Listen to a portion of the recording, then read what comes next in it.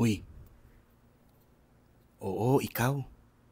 Gusto mo bang magtrabaho sa aviation? Oo, pero ayaw mo na humaharap sa tao, parang mga flight attendant. O kaya ayaw mo ng maraming inaaral tulad ng mga maintenance. O kaya ayaw mo din naman na gumastos ng malaki parang mga piloto. Oo, meron noon. Ang tawag doon, flight dispatcher. Ano, interesado ka? Gusto mong malaman kung paano? Sige, sasabihin ko sa'yo pero ano lang, 500 lang, pwede na. 500, isasend ko yung GCash dito. Ha? 500, tapos sabihin ko sa'yo, oy, Ano yan? Ano yan? Anong sir. Gcash sinasabi mo dyan? Ay, hindi naman sir, sinusubukan ko lang.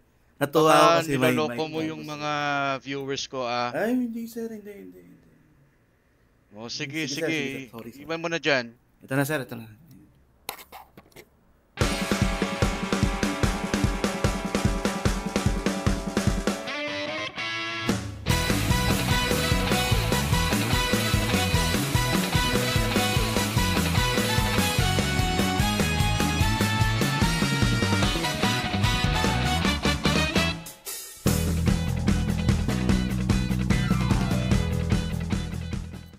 Okay, talaga naman, oo. Ay, nako, pasensyahan nyo na po yung isa ano. Hindi ko rin siya kilala eh. Pero, sige, sasabihin ko na rin po sa inyo kung paano maging flight dispatcher. Pero hindi nyo na kailangan yung GCash. Sasabihin ko sa inyo. Saka, lilinawin ko yung mga sinabi niya kanina. Ang ibibigay ko po sa inyong paraan ay yung nakasaad sa Philippine Civil Air Regulations. Yun yung mga batas panghimpapawid or para sa aviation na sinusunod naman ng Civil Aviation Authority of the Philippines or CAAP. Ito yung government agency na nag-i-issue ng mga license ng flight dispatcher. Ayon sa Chapter 2.8 ng PICAR, merong 4 na requirements para maging isang flight dispatcher. Yon ay ang age, knowledge, experience, at skills. Pag-uusapan natin lahat yan. Age. Dapat ang applicant ay not less than 21 years of age. Sunod naman, knowledge. Dapat ang applicant ay nagkaroon ng training or received an approved training course from an authorized instructor sa mga subject na ito. Air law, aircraft general knowledge, flight performance calculation and planning procedures, human performance, meteorology, navigation, operational procedures, principles of flight at radio communication. So, ito yung mga subjects na dapat nakuha ng isang applicant for flight dispatcher license. After matanggap yung training dito sa mga subjects na ito, magkakaroon siya ng isang endorsement for knowledge test from an authorized instructor, usually from CAAP ito. Tapos, ipapasa din niya yung mga required knowledge test. So, meron siyang written test. Okay, punta tayo sa experience. May sinasabi ditong tatlong paraan para mag-qualify sa experience. So, ang una, a total of 2 years service in any one or in any combination specified in A to C inclusive, provided that in any combination, experience the period service in any capacity shall be at least 1 year. So, ibig sabihin, itong mga professions na ito, flight crew member in air transportation or pagiging piloto, meteorologist in dispatching aircraft in air transportation, at air traffic controller. So, alin dito sa tatlong professions na ito, total of 2 years service. So, kung ano mang mga profession na ito, total of 2 years service yan. Kung sa isa or kung combination man, dapat yung isang experience ay at least 1 year. Kunwari, 1 year as a pilot, then 1 year as a meteorologist, and so on and so forth. So, yun yung una. Yung pangalawa, maging flight dispatch assistant for 1 year. Very straightforward. Ito po yung aking ginawa sa aking flight dispatcher license. Naging flight dispatcher assistant po ako. Then, itong pangatlo ay dapat kang mag-enroll sa isang flight dispatch school to complete a course of approved training. So, yun po, no? Either magkaroon ka ng aviation professional experience as a flight crew member, meteorologist, air traffic controller for 2 years. Pangalawa, pwede kang maging flight dispatch assistant for 1 year. Mag-apply ka sa mga aviation companies. And then, pangatlo, pwede ka ring pumasok sa isang dispatch school. So, yun, may tuition yun, may bayad po yun. And then, pagkatapos magkaroon ka ng alinman sa tatlong ito, meron ka dapat OJT, on-the-job training, under a flight operations officer for at least 90 working days within the 6 months immediately preceding the application. So, dapat may OJT yan, at least 90 working days. Okay. So, malinaw po ang experience. And then, itong skill naman ay ito yung oral and practical exam ng isang CAAP examiner.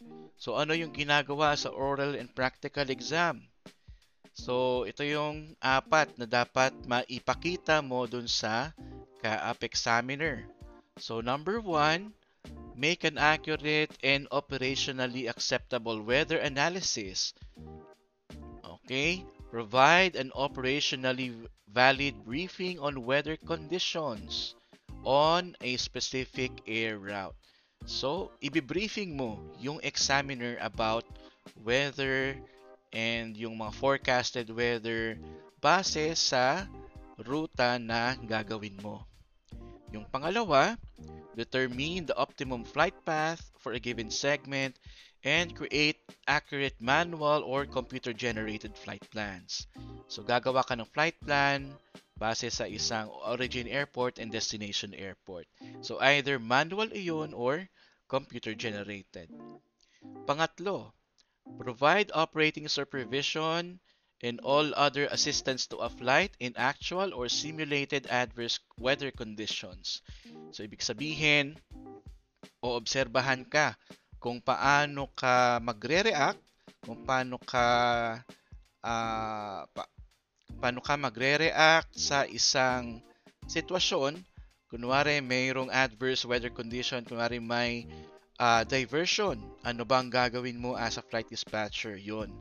I-observe ni examiner yun sa iyo. And then number 4, recognize and manage threat and errors. So, kung meron ka mang maling nagawa, i-recognize mo ba yon o itatanggi mo na lang? So, nasa ganong sitwasyon.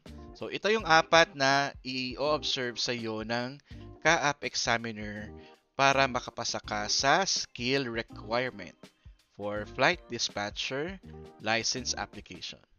Yan po ang mga requirements para sa pagkuha ng flight dispatcher license. I-explain pa po natin ito ng mas mabuti at mas malalim pa sa mga sarili-sarili nitong video. Gagawa po ako ng content tungkol doon para mas mahimay po natin yung ibig sabihin ng batas about dito. Bago ko tapusin ang vlog na ito, linawin ko lang po yung mga sinabi nung isang kanina, hindi ko nga kilala yun, tungkol sa mga flight dispatcher. Una, ang flight dispatcher daw ay hindi humaharap sa mga pasahero. Tama naman, hindi naman talagang humaharap sa pasahero ang mga flight dispatcher, pero ang kausap naman nito ay mga piloto, mga load controllers, air traffic controllers, crew schedulers, operations controller, airport handlers, at marami pang iba. Isama po pa maintenance. Kaya ang flight dispatcher dapat marunong siyang makisama. Pangalawa, ang sabi kanina, ang flight dispatcher daw ay hindi na kailangang maraming aralin tulad ng mga maintenance. Totoo naman na ang flight dispatcher kailangan lang maging familiarized sa mga parts ng eroplano. Kasi dapat niya ring aralin ang meteorology, ang aircraft performance, ang flight planning, navigation, air traffic services, communication, human performance at marami pang iba. Kaya naman ang flight dispatcher ay dapat ding masipag mag-aral. At yung huli, yung sabi niyang yung flight dispatcher daw hindi nagagastos. Totoo naman na may option nga naman talaga na maging flight dispatcher kahit hindi ka gagastos katulad ng sa mga piloto. Pero, yun ay kung ikaw ay isa ng flight dispatcher assistant. Kung natanggap ka as flight dispatcher assistant, o kaya naman ay ikaw ay isang air traffic controller na at may mga experience na. Pero kung wala nun, dapat kang mag-enroll sa isang dispatch school at ikaw ay gagastos din. Pero mas malayong mura naman ang gagastusin para maging flight dispatcher kaysa sa maging piloto. Pero it's all worth it. Sure yan. Sana po ay may natutunan po kayo dito sa aking vlog. Kung mayroon po kayong mga karagdagang tanong, ay i-comment nyo lang po dito sa video na ito at sisikapin ko pong sagutin lahat. O kaya naman sasagutin ko sa isa pang video. Kung nagustuhan niyo po itong video, sana po ay inyong i-like, i-share, at follow nyo na rin po ako. Muli po, maraming salamat sa inyong panonood. Ako po si Nat Pelicano. Safe flight!